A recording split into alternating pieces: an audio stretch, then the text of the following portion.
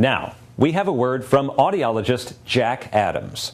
He visits the Arbor Medical Center every Wednesday, so he has a lot of experience in helping people deal with hearing loss.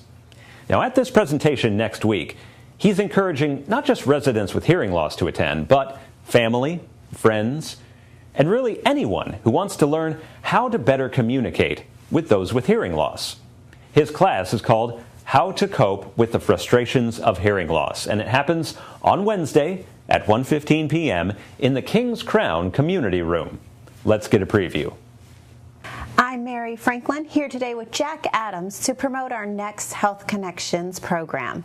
It is How to Cope with the Frustrations of Hearing Loss, and it will take place in the King's Crown Community Room on Wednesday, February 5th at 1:15 p.m. Jack, thanks for being out here today. Absolutely, my pleasure. We love you here at Shell Point. How many years have you been here? Just a little over a year, actually, about almost a year and a half now. Okay, well, you've been a big, strong supporter of the Health Connection, making presentations, and you're out at the Arbor on Wednesdays? Correct. Okay. Yes, all day on Wednesdays. All right. Well, we're pleased to have you come out and talk about this important topic, and you are going to really touch a wide audience here. You want people to come if they have hearing loss, correct? Correct. And they're experiencing it.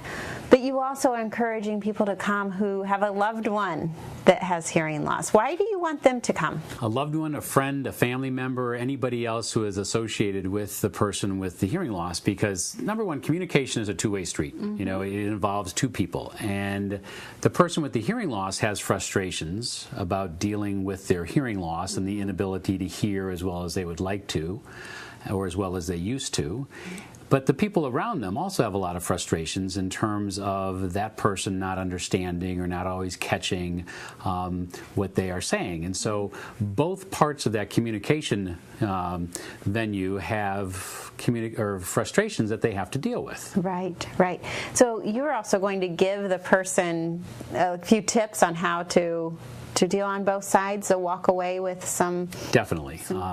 I tell my patients all the time that one of the most debilitating things about hearing loss is the effort and the work and the time that has to be put into listening.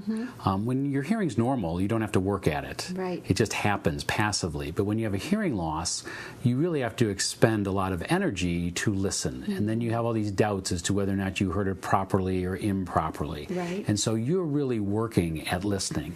And the people around people with hearing loss need to know that. So they need to know the frustrations that they are living with, but the person with the hearing loss has to realize the frustrations that the people around them are living with also. So it's definitely a two-way street, and both parties need to be aware of the frustrations that the others deal with. And hearing aids, there's so many out there, right? And you represent Audiology Consultants of Southwest Florida, so you'll actually talk about the different types of hearing aids and some of the options that are out there as well? We certainly can. I love opening up the presentations to questions and answers, and that's usually the hottest topic that people have questions about.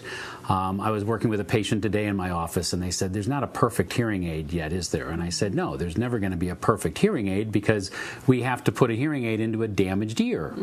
And so regardless of how perfect the hearing aid is, we can't make up for the fact that the ear is damaged.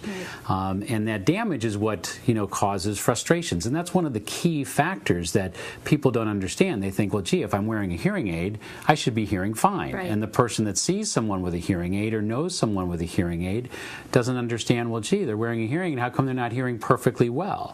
And we can't give anybody back normal hearing. There are always going to be some limitations, and everybody has to become aware of those limitations and how to deal with them as effectively as they possibly can. Well, Jack, thanks for coming out on Wednesday, February 5th at 1:15 in the King's Crown.